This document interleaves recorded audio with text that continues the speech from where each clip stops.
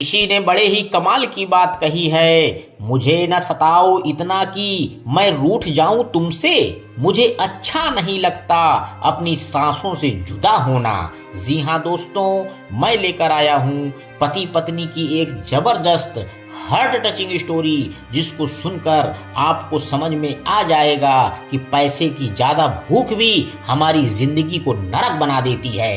तो ध्यानपूर्वक सुनिएगा। रात्रि के 10 बज चुके थे। थकी हारी प्रिया ने जैसे ही अपने फ्लैट की डोर बेल दबाई, सोमिल ने दरवाजा खोला और बड़े ही अनमने मन से बोला, अरे आ गई, काफी देर कर दी, क्या ऑफिस में आज ज्यादा काम था? प्रिया ने सोमिल के भावों को पढ़ लिया था। औपचारिक स्वर में बोली, हाँ, आप लोगों ने खाना खाया कि नहीं? हम सब ने खाना खा लिया है, तुम्हारा खाना रखा है, फ्रेश होकर खा लेना। मेड 7 बजे ही बनाकर चली गई थी, बुझे मन से सोमिल ने बोला। प्रिया ने सरसरी नजरों से घर को देखा। सारा घर बिखरा पड़ा था। बच्चे बैठे बैठे ही सोफे पर सो गए थे। डाइनिंग टेबल पर खाने की जूठी प्लेटें पड़ी थीं। प्रिया ने अपना बैग रखकर बाथरूम की ओर रुख किया। थोड़ी देर बाद वो फ्रेश होकर निकली और खाना खाने बैठ गई।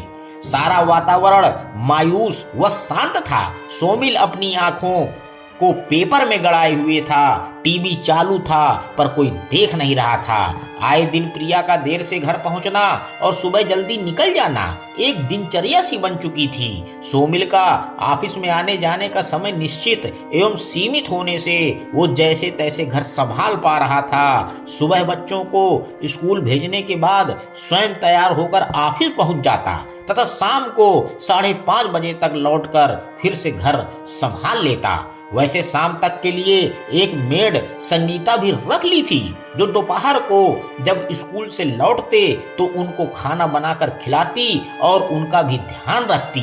इससे बच्चे भी खुश थे। शाम को सोमिल आकर बच्चों को संभाल लेता। संगीता सोमिल को चाय नाश्ता बनाकर देती और फिर रात का खाना बनाकर घर चली जाती।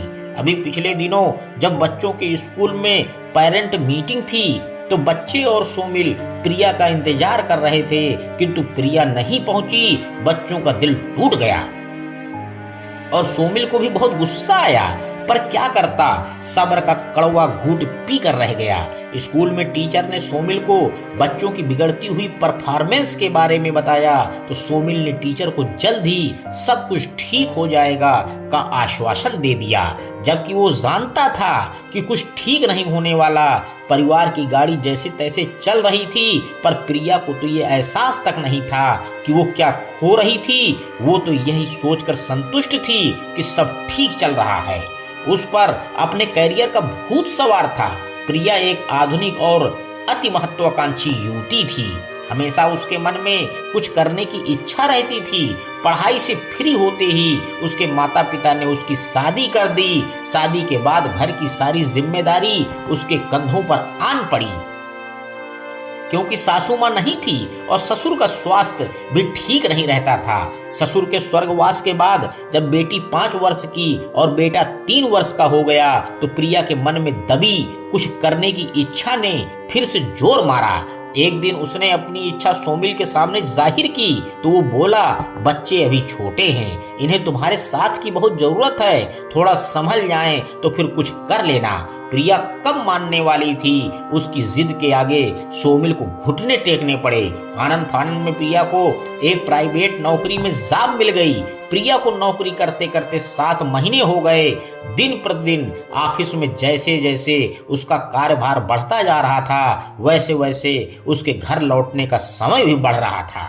प्रारंभ में परेशानियां छोटी मोटी सी लग रही थीं और समय के साथ साथ ये गंभीर होती जा रही थीं। सोमिल प्रिया के इस निर्णय से बौखला चुका था। दोनों के बीच की दूरियां बढ़ती जा रही थीं। बच्चे भी अपने को अकेला महसूस करने लगे थे, किंतु बेचारे बोल नहीं पाते थे। पिता कितना भी कर ले, आखिर तो बच्चों को माँ का ही साथ चाहिए होता है। बिगड़ती परिस्थितियों को देखते हुए प्रिया ने पूरे दिन के लिए एक काम वाली बाई संगीता को रख लिया।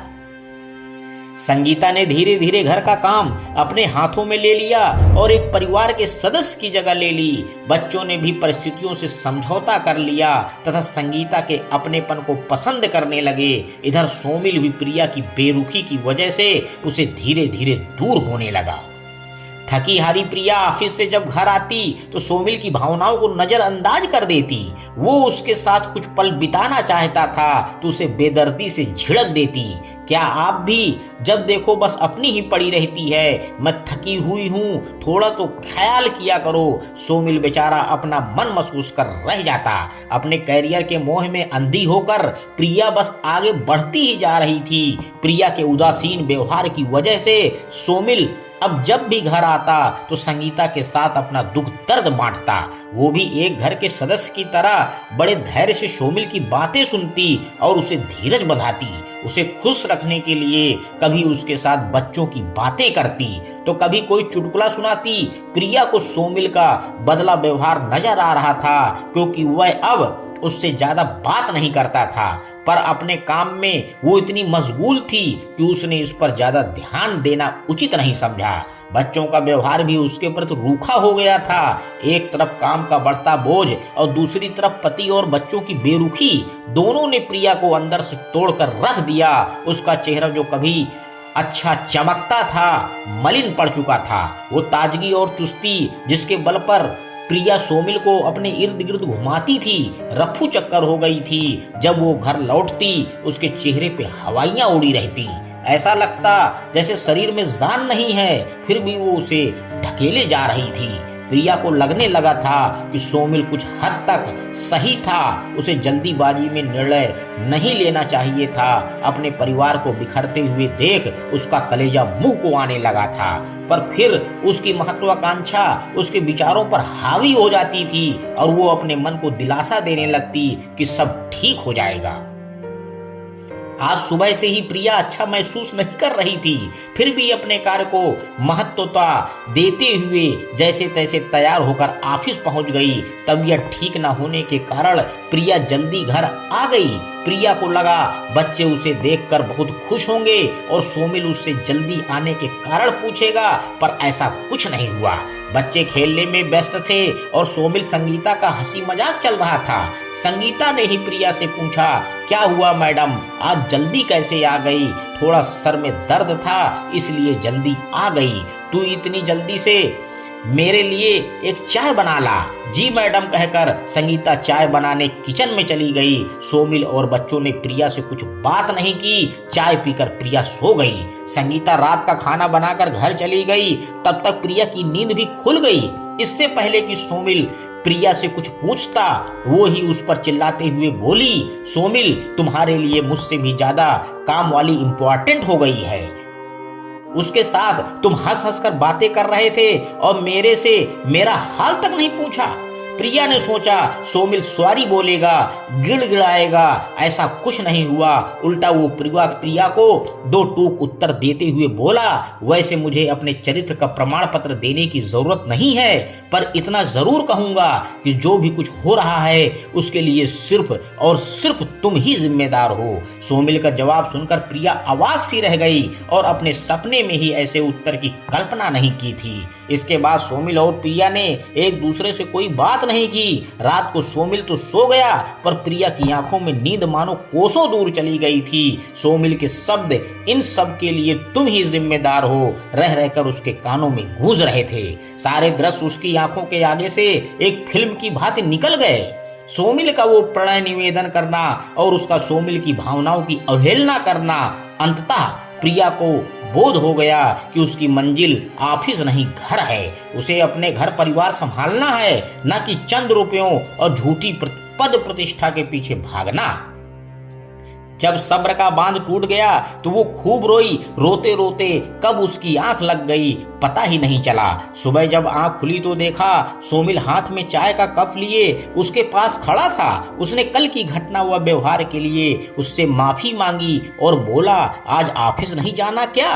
प्रिया उठकर बैठ गई। मन ही मन निर्णय ले चुकी थी उसे क्या करना है। अपराध बोध सी सोमिल के सीने से लगकर रोने लगी। मुझे माफ कर दो सोमिल, मुझे अपने गलती का एहसास हो गया है। अब बस मैं अपना परिवार और नहीं बिखरने दूंगी। मैं आज ही नौकरी से इस्तीफा दे दूंगी। सोमिल ने भी प्रिया को अपनी बाहों में भर लिया।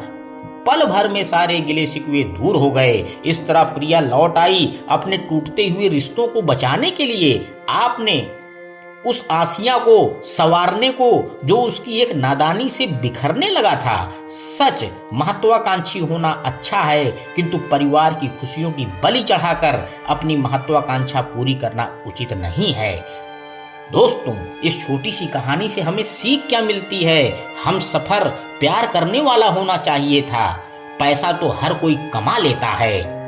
अंत में दोस्तों बस मैं यही कहना चाहता हूँ, ना मैं तुझे खोना चाहता हूँ, ना मैं तेरी याद में रोना चाहता हूँ। जब तक है सांसें मेरी इस जिंदगी की, मैं बस तेरे साथ जीना चाहता हूँ। धन्यवाद दोस्तों। मेरे YouTube चैनल को लाइक